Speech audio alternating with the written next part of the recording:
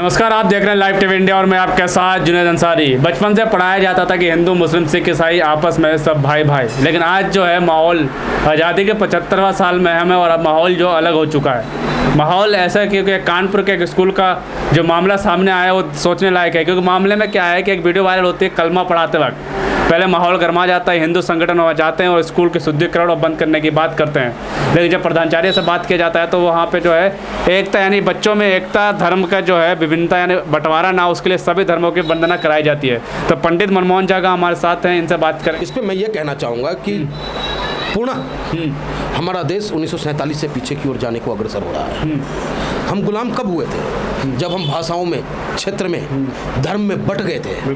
बटने के बाद ही हमारा देश गुलाम हुआ था और आज फिर वही स्थिति इस सरकार में हो रही है। जिस स्कूल में पढ़ाया जा रहा था, कलमा हो, हमारा गीता हो या हनुमान चालीसा हो, गुरुबानी हो, क्रिश्चियन का अपना हो, तो ये इसलिए पढ़ाया जाता था कि सभी छात्रों में अनेकता में एकता हो, बिल्कुल एक दूसरे की जानकारी लोगों के पास हो। हम भी गुरु गोविंद सिंह स्कूल में पढ़ा करते थे, तो श्री वाहेगुरु जी खालसा वाहेगुरु दी फतेह किया करते थे। तो इससे क्या हो गया भाई, हमें अच्छा ज्ञान मिला, गुरु गोविंद सिंह जी क्या है उनके बारे में हमें जानकारी मिली।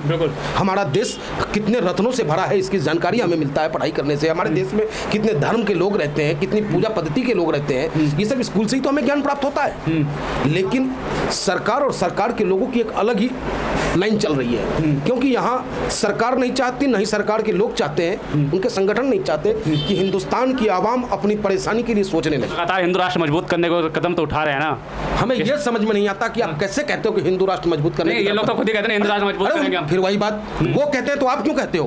उनके कहने से हो रहा है।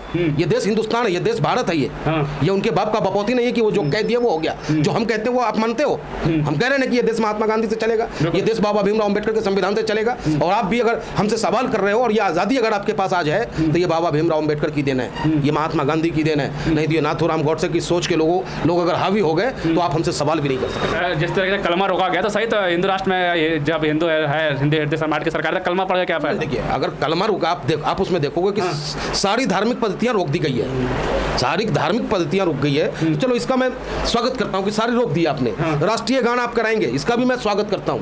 लेकिन ये अधिकार उस हिंदू संगठन को किसने दिया कि वो शुद्धिकरण करेगा, वो उसमें गंगा जल से धोएगा, तालाबंदी करेगा? वो शिक्षा का मंदिर है और शिक्षा की मंदिर एक ऐसा मंदिर है, आज भी दो जगह आदमी महफूज होकर के बैठता है। एक होता है होटल, वो किस जाति का होटल है लोग पूछ के नहीं बैठता, और उन्हें यह विश्वास होता है कि मैं इससे रोटी मांग रहा हूं तो रोटी ही देगा, जहर नहीं देगा। और दूसरा शिक्षा का मंदिर, चाहे वो हिंदू चला रहा हो या मुसलमान चला रहा हो, वहाँ शिक्षा ही मिलेगी, वहाँ जहर नहीं मिलेगा। लोगों को शिक्षा से डर लगता है क्या? शिक्षा कमाल करो आप, जैसे ही आप शिक्षित हो जाओगे आप सरकार से अधिकार की मांग नहीं करोगे। वो आपको शिक्षित क्यों होने दे?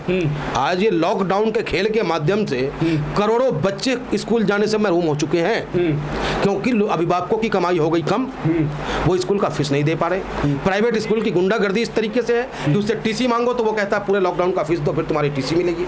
न उस बच्चे को टीसी मिला, न उस बच्चे का कहीं सरकारी स्कूल में एडमिशन हो पाया। क्योंकि ये लोग जो है उस स्कूल में नहीं जाते हैं जहाँ जाने का रास्ता नहीं। एक वीडियो में देखता मैं ट्विटर पे कि छात्र जो है इतने कीचड़ में घुसते हुए स्कूल जा रहे हैं, लेकिन ये लोग वहाँ जाकर शुद्धिकरण नहीं करते स्कूल का। नहीं करेंगे ना ये तो जो चल रहा होगा स्कूल उसे बंद कराने की तैयारी कैसे है उस पर ये ध्यान देते हैं। श्री 108 श्री वो क्या है उनका, वो भी एक बार बयान दे दिए थे ना कि भाई सरकारी स्कूल में नक्सली पैदा लेता है। तो ये सब इन लोगों का शिगुफा है और प्राइवेट मालिकों को मजबूत करना है इन्हें। गरीब के तन पे जितना कपड़ा फटा रहेगा उतना ही मजबूत रेशम का पर्दा जो है अडानी और अंबानी और उद्योगपतियों के घर पे लगेगा और भाजपा समर्थकों के घर पे लगेगा। तो ये लोगों को समझना होगा। आपके माध्यम से मैं अपील करूंगा हिंदुस्तान के आवाम से कि मेरे हिंदुस्तान के प्यारे आवाम, आपको सोचना होगा, क्योंकि वर्तमान में जो शासक है वो राजा के रूप में और व्यापारी के रूप में है, और जिस देश का राजा व्यापारी हो जाए उस देश का प्रजा भिखारी हो जाता है। व्यापारी करे वो कहते हैं राम राज्य चला रहे हैं हम, वो खुद कह रहे हैं कि मैं गुजरात से हूँ इसलिए मैं व्यापारी हूँ। और जब व्यापारी है तो भैया जब राजा व्यापारी हो जाए तो प्रजा तो स्वतः ही भिखारी होगा। तो कहते हैं ना ये राम राज्य ऐसा ही होता है क्या? राम राज्य में तो भैया सब अपने अपने तरीके से जीना पसंद करते थे। अगर राम राज्य में धोबी ने उंगली उठा दी भगवान राम पे तो उन्होंने अपनी पत्नी को पुनः त्याग करने का काम किया था, और इन पे तो न जाने सैकड़ों उंगलियां रोजाना उठता है, लेकिन इनके कान तक जो नहीं रेंगता ये कहेगा राम राज्य। सबको छोड़ के जा चुके हैं ना, सब कुछ छोड़ दिया इन्होंने। अरे जब रखना बस नहीं तो छोड़ दिए, फिर वही बात। भगवान श्री कृष्ण से पूछा गया कि जीवन में सबसे महत्वपूर्ण व्यक्ति कौन है, मनुष्य में सबसे महत्वपूर्ण व्यक्ति कौन है, तो उन्होंने कहा था गृहस्थ, जो अपने परिवार का लालन पालन करता है, वो सबसे उत्तम व्यक्तियों में से गिनती आता है। तो सबसे उत्तम व्यक्ति अगर कोई है तो वो हम हैं, बैरिस्टर असदुद्दीन ओवैसी साहब हैं, आप हैं, जो अपने परिवार का भरण पोषण करके उनके शिक्षा दीक्षा की व्यवस्था करते हैं। अरे लास्ट में स्कूल में जब धर्म के जैसे वंदना कराई जाती है, जब धर्म लोग सीखते हैं तो कुछ अच्छे इंसान बनते हैं ज़्यादातर, जिनको धर्म की असली जानकारी होगी वो कुछ बुराई ना करेगा। लेकिन अब तो इन्होंने प्रदर्शन करके सारे धर्मों के ग्रंथ ही हटवा दिए वहाँ से। तो देखिए कहा ना कि ये चाहते ही नहीं है कि आपका आने वाला पौध बेहतर हो, यानी कि एकदम लुंज पुंज अवस्था में हो, जिसे सिर्फ 2 वक्त की रोटी मिल जाए और जो रोटी दे उसे वो अपना भगवान माने, ऐसी स्थिति पैदा करना चाहते हैं ये देश में। लेकिन इन्हें ये सोच पता नहीं है कि इस देश में बैरिस्टर असदुद्दीन ओवैसी साहब जैसे लोग भी रहते हैं जो आपके मनसे को पूरा नहीं होने देते। कई सालों से, पिछले लगभग 12 से 13 सालों से ऐसा पढ़ाया जाता था, कभी भी किसी अभिभावक को दिक्कत नहीं हुई, छात्रों को दिक्कत नहीं हुई, लेकिन आज दिक्कत हो रही है। आज वास्तविक में जो परेशानी है वो महंगाई है, चरम पे महंगाई है, यानी कि बर्दाश्त नहीं किया जा सकता जिस तरीके की महंगाई है। तो उस मुद्दा को कौन उठाएगा? ये संगठन तो उठाने से रहे। बेरोजगारी की है, कौन उठाएगा? रुपया गिरता जा रहा है, जिस देश का रुपया गिरता हो उस देश के प्रधानमंत्री और देश की गरिमा गिर जाती है, ऐसा बयान हमारे देश के तत्कालीन प्रधानमंत्री जी ने दिया था।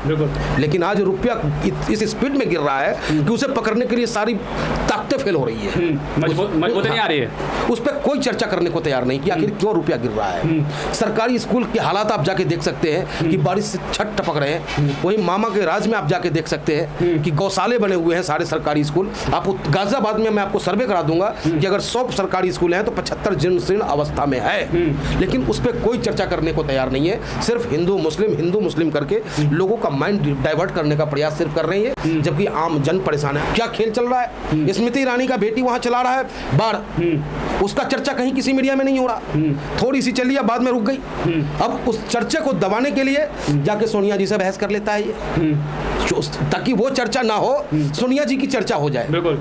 उसके बाद संजय राउत जो हमेशा हक और सच बोलता रहा, उसके खिलाफ ईडी लगा दी। तो जो सच बोलेगा उसके खिलाफ ईडी और कार्रवाई होगा। ईडी का खेल चल रहा है। आप बताओ ना कि जितने भी नेता जो दागदार थे, जो भी भारतीय जनता पार्टी में गए, वो जैसे वॉशिंग मशीन में कपड़ा साफ हो जाता है, वैसे भारतीय जनता पार्टी में जाने पर वो सारे भ्रष्टाचारी जो है साफ हो जाते हैं। अगर आज वो क्या नाम है संजय राउत अगर भाजपा में जाने की पेशकश कर दे तो वो बिल्कुल पाक साफ हो जाएगा, भाजपा जाते बिल्कुल पाक साफ हो जाएगा। मौलाना साद जी का आपको मालूम है ना किस तरीके से जमातियों को इन्होंने बदनाम करने का काम किया था? क्या हुआ मौलाना साद साहब के साथ? क्या बिगाड़ लिया इन्होंने? क्योंकि वो अपनी जगह सही थे, लेकिन इन्हें तो सिर्फ और सिर्फ नफरत फैलाना है और नफरत के कारोबार से अपने सत्ता को सुरक्षित रखना है। आपने देखा कि बैरिस्टर असदुद्दीन ओवैसी साहब ने लोकसभा में 5 मिनट में 60 क्वेश्चन नरेंद्र मोदी जी से किया कि देश की माँ परेशान है, कि भाई महंगाई कैसे खत्म होगी, देश की माँ बहनें परेशान है कि हमारा बेटा सुरक्षित घर आएगा कि नहीं आएगा, देश की माँ बहनें परेशान है कि उज्ज्वला योजना के तहत आपने जो सिलेंडर दिया वो डबल कीमत हो गया, बुरा हाल है, चारों तरफ त्राही है, किसान परेशान है, लेकिन इस पर कोई चर्चा करने को तैयार नहीं। बिल्कुल साफ तौर पे जो कानपुर का जो मामला था, जब खबर का खुलासा हुआ तो पता चला कि 12 से 13 सालों से सिर्फ मुस्लिम का कलमा नहीं, हिंदू धर्म का जो गीता के जो पाठ होते हैं वही पढ़ाए जाते थे, चाहे ईसाइयों के हो चाहे सिख धर्म के जो है, सभी चारों धर्मों को मिला के बच्चों को सिखाया जाता था कि हम जब तुम यहाँ पे आए हो तो आप एक इंसान हो, कोई धर्म जो है आपस में बढ़ता नहीं है, सब कुछ पढ़ाया जाता, सब बच्चे सही थे, 12 से 13 साल से पढ़ रहे थे। और अब जो है कुछ हिंदू संगठनों को दिक्कत हुई और उन्होंने जो है अब बंद करा दिया, तो अब जो सिर्फ राष्ट्रीय गान होगा, ना तो कलमा होगा और ना गीता के पाठ पढ़ाया जाएगा। तो ये सोचने वाली बात है कि हम भारत को कहाँ लेके जा रहे हैं। जब शुरू से हम पढ़ते हैं, जैसे मैंने शुरुआत में कहा था कि हिंदू मुस्लिम सिख ईसाई आपस में सब भाई भाई, तो देखिए आप भी सोचिए, विचार कीजिए, क्योंकि अपने भविष्य को आप कहाँ लेके जा रहे हैं। ऐसी खबरों की लगातार हमारे साथ बने रहिए। धन्यवाद।